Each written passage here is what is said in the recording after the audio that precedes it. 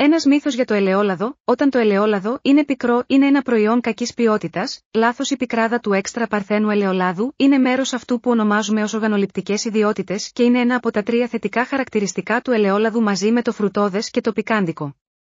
Είναι γεγονός ότι όταν ένα ελαιόλαδο είναι πικρό, είναι αποτέλεσμα της παρουσίας πολυφενολικών ουσιών. Όσο μεγαλύτερη είναι η παρουσία πολυφενολών, τόσο μεγαλύτερη είναι η ένταση αυτής της πικρής γεύσης. Μπορεί να προκύψει ότι η πικρή γεύση που παίρνετε από το έξτρα παρθένο ελαιόλαδο μπορεί να οδηγήσει σε σύγχυση, αλλά στην πραγματικότητα είναι κάτι που πιστοποιεί την καλή ποιότητα του λαδιού. Με άλλα λόγια, αντίθετα με ό,τι νομίζετε, το πικρό και το πικάντικο είναι θετικά χαρακτηριστικά. Επιτρέψτε μου να σας πω λίγα περισσότερα για αυτό.